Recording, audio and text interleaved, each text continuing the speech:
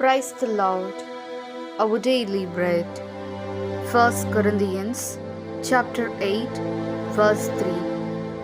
If anyone loves God, the same is known by him. O Almighty God, thank you for giving this wonderful verse.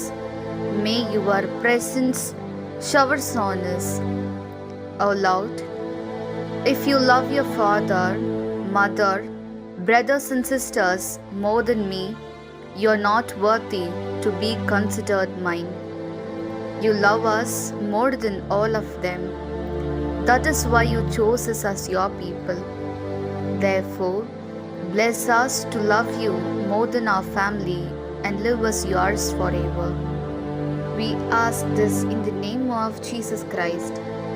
Amen. அன்றாட உணவு. 1 கொரிந்தியர் அதிகாரம் 8 இறை வார்த்தை 3. கடவுளிடம் அன்பு செலுத்துகிறவரை கடவுள் அறிவார். அன்பின் தகப்பனே, இன்றைய நாளிலே இந்த இறை மன்னாவை கொடுத்ததற்காக நன்றி ஆண்டவரே. இறைவா, என்னை விட உங்கள் தந்தையிடமோ தாயிடமோ சகோதர சகோதரிகளிடமோ மிகுந்த அன்பு செலுத்துவீர்களானால் நீங்கள் என்னுடையோர் என கருதப்பட தகுதியற்றோர் என்று சொன்ன ஆண்டவரே, இவர்கள் அனைவரை காட்டிலும் எங்கள் மீது நீர் அளவு கடந்த அன்பு வைத்திருக்கிறீர். அதனால்தான் எங்களை உமது மக்களாக தேர்ந்தெடுத்தீர். எனவே எங்கள் குடும்பத்தை விட உம்மிடம் மேலான அன்பு செலுத்தி நாங்கள் எப்போதும் உம்முடையோர் என்று கருதப்பட்டு வாழ எங்களை ஆசிர்வதியும். ஆமீன். அன்னன்னுள்ள போஜனம். 1 கொரிந்தோஸ் 8 அத்தியாயம் 3 வாக்கியம். ദൈവം തന്നെ സ്നേഹിക്കുന്നവനെ അംഗീകരിക്കുന്നു.